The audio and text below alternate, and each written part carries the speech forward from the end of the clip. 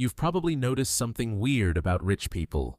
They drive expensive cars, they own property, they travel business class. But if you actually looked at their bank account, the regular checking account where normal people park their money, it'd be almost empty. And your first thought might be, wait, are they broke? Are they secretly in debt? Is something going on behind the scenes that nobody ever bothered to explain to you? Because here's the thing. The way wealthy people treat cash is completely different from how the rest of us were taught to treat it. We grew up hearing save your money, keep it safe, build up your account, and that advice feels responsible, it feels smart. But for wealthy people, that exact mindset is actually the problem. And that gap, that one fundamental difference in thinking, might be the exact reason the wealth gap keeps growing every single year. My name is Tom, and I spend way too much time thinking about why rich people treat money differently from everyone else. If you want to understand how money actually works at the top, hit subscribe and give this video a thumbs up if it helps you out. Alright, let's start with the uncomfortable truth that most financial content refuses to say out loud. Keeping cash in a bank account is, financially speaking, one of the slowest ways to build wealth. Now before you close the tab and think Jack has lost his mind, hear me out. Because this isn't about being reckless with money. It's about understanding what cash actually does, and doesn't do, when it just sits there. Here's what most people don't realize. Money sitting in a standard checking account earns almost nothing. We're talking 0.01% interest at most major banks. Meanwhile, inflation has been running at roughly 3% per year on average over time. So every single year your cash just sits there, it quietly loses purchasing power. That $10,000 in your account today will buy less stuff next year than it does right now. Not dramatically less, but less. And over 5, 10, 20 years, that erosion is significant. Rich people understand this deeply, so they treat idle cash not like a safety blanket, but like a slow leak. But here's where it gets really interesting. It's not that rich people don't have cash. They absolutely do. They just don't let it sit still. Think of cash like an employee. If your employee is sitting on the couch doing nothing, you're paying them for zero output. You're getting no value. But the moment that employee is out there building something, creating something, earning something, now they're generating a return. Wealthy people are obsessive about making every dollar work like an employee. Idle dollars make them uncomfortable. And that discomfort? That's actually a learned mindset, not something they were born with. So where does the money actually go? Let's break this down properly. The first place wealthy people deploy cash is into assets that appreciate. Real estate, index funds, ownership stakes in businesses.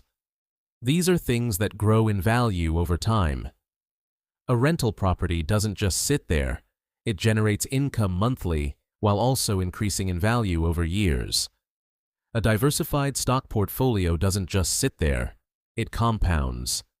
And the key distinction here is simple. Assets create more money. Cash sitting in a checking account doesn't. Here's a concrete example to make this real. Two people each start with $50,000. Person A keeps it in a standard savings account, earning 0.5% interest. Safe, comfortable, easy to access. After 10 years, they have roughly $52,500. Person B puts that same $50,000 into a broad market index fund, averaging 8% annual returns.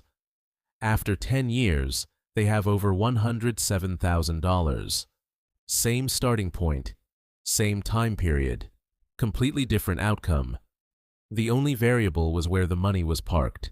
Now multiply that across $200,000 or $500,000. Suddenly you're looking at a difference of hundreds of thousands of dollars, built from the same money, just deployed differently. The second place wealthy people put money is into income-generating investments, dividend stocks, bonds, rental income, business equity. These aren't just assets that grow quietly in the background. They actively send money back to the owner on a regular basis. Rich people aren't just building wealth passively. They're building systems that generate cash flow, and then that cash flow gets reinvested, which generates more cash flow, which gets reinvested again. That's the cycle. And most people never get inside it because they're too busy keeping their money comfortable in a checking account. The third thing wealthy people do, and this one surprises most people, is use debt strategically. Now I know that sounds backwards, but hear this out. Wealthy people borrow money on purpose. Not because they need it, because debt on the right asset is a tool. If you can borrow at 4% interest to buy an asset returning 8%, you're profiting on the spread. You're making money using someone else's money. Banks do this every single day. And wealthy people learned that game early. The critical distinction is this: they borrow to invest, never to consume. Now here's what most people miss. This isn't purely a money strategy, it's a fundamental mindset shift. Middle-class thinking says, keep money safe, save it up, don't risk it. Wealthy thinking says, put money to work, deploy it, make it earn its place.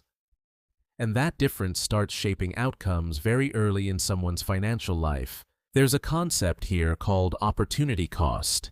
Every dollar sitting in your bank account doing nothing is a dollar that isn't compounding somewhere else. Rich people feel that cost emotionally. Idle cash almost bothers them. Meanwhile, most people feel psychologically safer the bigger that bank account number looks. And that emotional comfort, that false sense of security, is quietly costing them years of compounding growth. Let me tell you a quick story. A guy I know spent most of his late 20s proud of his savings account. He had $40,000 sitting there. Felt smart. Felt secure. Then, a financial advisor showed him a simple spreadsheet. If that $40,000 had been invested in a basic index fund 5 years earlier, it would already be worth around $58,000. He hadn't lost money, but he had lost time. And in investing, time is the most expensive thing you can waste. Now here's the part that often gets skipped over. Rich people do keep cash. This is important. They're not walking around with zero liquidity. They maintain what's called a cash reserve, usually 3 to 6 months of living expenses, sitting in a high-yield savings account, earning somewhere between 4 and 5% in today's environment. That's their buffer, their safety net, their emergency fund. But beyond that cushion, every additional dollar gets deployed into something that earns a return. That's the line. Below the cushion, you keep cash for safety. Above the cushion, idle cash is a choice that costs you money. So here's the realistic roadmap if you want to start applying this thinking. Step 1. Build your cash cushion first. 3 to 6 months of expenses in a high-yield savings account, not a regular checking account, a high-yield one. Right now, you can find accounts offering around 4 to 5%, which is actually meaningful. This is your foundation. Don't skip this step. Step 2. Recognize that anything above that cushion is idle money. It's an employee sitting on your couch collecting a paycheck. Give it a job. Step 3. Start with simple, accessible assets. A broad market index fund is one of the lowest barrier starting points available. You don't need to be a financial expert. You just need to be consistent and patient. Step 4. Get ruthless about the difference between consuming money and deploying money. A new TV is consumption. An index fund contribution is deployment. A nicer car is consumption. A rental property is deployment. Rich people make that distinction automatically. You can train yourself to make it too. Step 5. In the early years especially, reinvest everything you possibly can. The compounding effect is almost invisible at first. You'll look at your portfolio after year 1 and feel underwhelmed. Year 3, slightly better. Year 7, suddenly you'll wonder why you waited so long. Because here's the truth that most financial content buries at the bottom or skips entirely. The rich don't keep cash in the bank because they understand one simple equation. Time plus deployed money equals compounding wealth. Time plus idle money equals inflation loss. And the gap between those two paths grows wider every single year that passes. 5 years from now is going to arrive no matter what you decide today. 10 years is going to arrive. The only question is whether your money has been sitting still the whole time, slowly losing ground to inflation, or quietly building momentum, compounding in the background while you sleep. And sometimes, all it takes is one shift in how you think about cash to completely change the direction of your financial life. Not a new app, not a secret investment, just a different relationship with idle money. If this changed the way you think about your bank account, hit subscribe. And I'm genuinely curious, do you have cash sitting idle right now that could be working harder? Drop it in the comments, because that conversation might be more important than you think.